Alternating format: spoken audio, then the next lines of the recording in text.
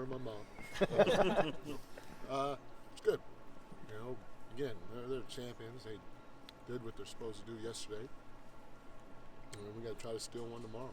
I know every game is important, especially in the playoffs, but given the way this series can swing with them either tying it up, going back to Sac, or you guys with a closeout opportunity in Sac based on how Sunday goes, how important is Sunday's game? Well, every game in the playoffs is important, you know, because obviously the more games you drop, that's the more games you give your opponent hope, life, or whatever. That continues to go up the more they win. So every game is important. We want to get the next one, and tomorrow's the next one, so we're locked in on that. Mike, you guys are getting lots of really good looks from behind the arc, but you just aren't hitting them. What do you think is going on there?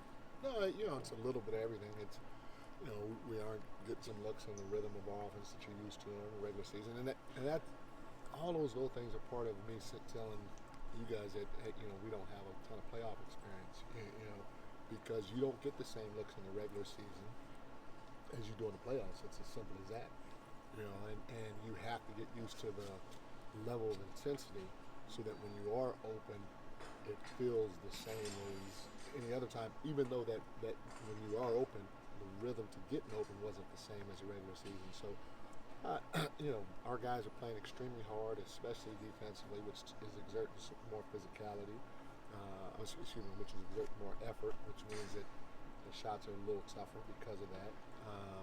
We're asking them to do a lot of things offensively, and Golden State's getting up into us, and they're real physical, so it's not as clean. And you know, that's how it is. If you go look on anybody's stat, and you see regular season numbers, and you see playoff numbers, the playoff numbers are probably going to be a little lower. And so we want our guys to just keep shooting, let that thing fly if you're open, or you feel like you're opening in the slightest, and then we'll figure it out from there. What adjustments can you make offensively, schematically, when it comes to the dribble handoff game and sort of getting back to those shots that were in rhythm so often for you during the regular season? I mean, there's a ton of adjustments that you can make. It's just a matter of going out there and trying to continue to execute with pace and set good screens and see what happens. You know, but you know, like Dan said, we feel like we've gotten some pretty good looks.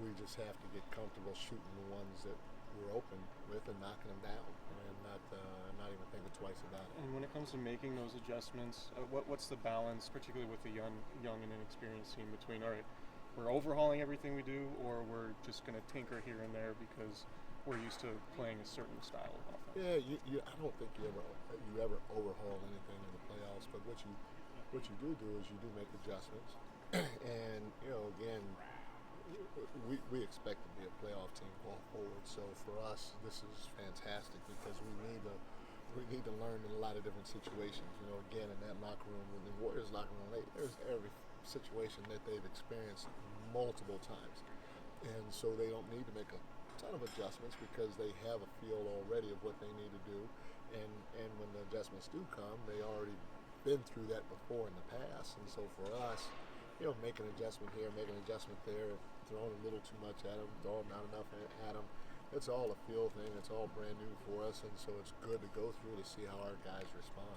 Mike, speaking of getting used to the intensity like you were talking about, now that they've played a game here in a hostile territory, is it almost easier to be ready for that, or is it every game a life of its own?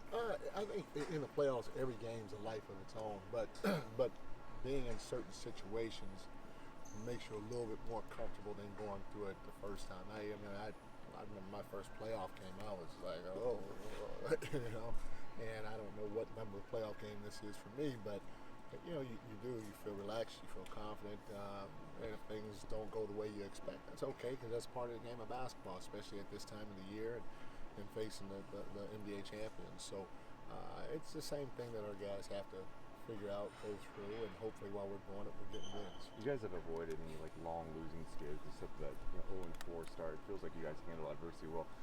What do you make of your team's ability to kind of get through a short stretch of bad basketball and get back on track?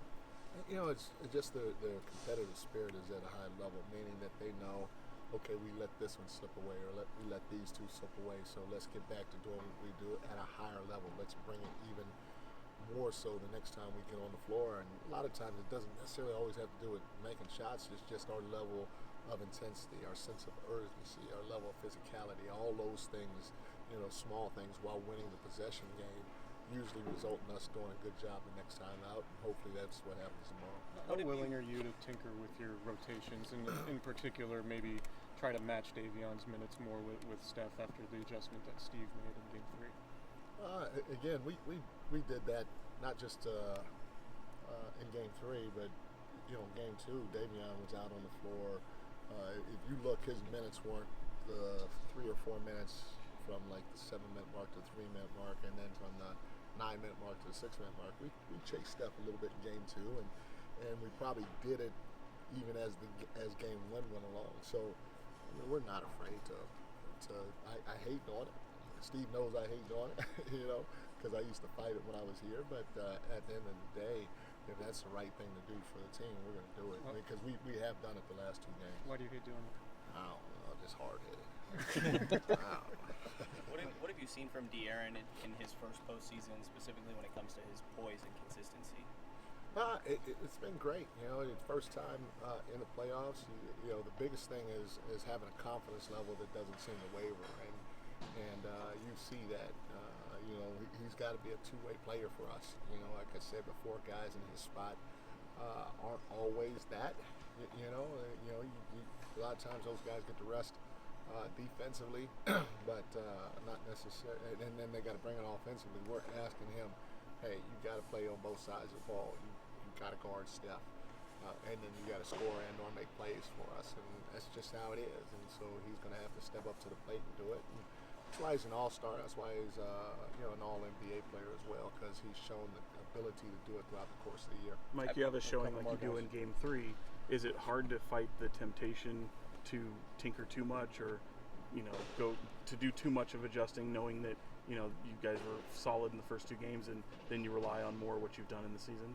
No, I mean, from Game 1 to Game 2, we made small adjustments. From Game 2 to Game 3, we made small adjustments. You always make adjustments in the playoffs because, again, these guys know everything about us, and so you have to try to see if you can gain an advantage here and gain an advantage there based on what happened in the last game. And obviously you don't want to overhaul everything, but if you need to make a couple of changes here and there, then go ahead. We're going to go ahead and do it, and see what happens, because this is a great opportunity for us, obviously, to win a series, but more importantly, to continue to grow and to see how much we can handle as a unit. Mike, how do you balance the Keegan situation where he struggled, but you don't want to break a young guy's confidence? You want him out there. You want him to gain the experience. Tell him to keep shooting the ball. He knows he's got to keep shooting the ball, and when he doesn't, that's when I'm gonna cuss him out. But other than that, he's got to shoot the ball because he's a great shooter. He's got to keep trying to figure out ways to get open. On top of that, he can do a lot of other things. He's shown the ability to defend. He's shown the ability to rebound, and so he's got to continue trying to do those things and not drop his head at all, because I don't know, and there may be. I don't really know the draft that well, but again, I said this. He's the only rookie, in my opinion. You guys can tell me if I'm wrong. That was a lottery pick that's still playing, let alone starting for a playoff team. So this is an invaluable experience for him right now. We just want him to understand that he's gonna make mistakes. He's gonna miss shots, but keep shooting, because at the end of the day, buddy, he is growing in leaps and bounds right now. Like, how's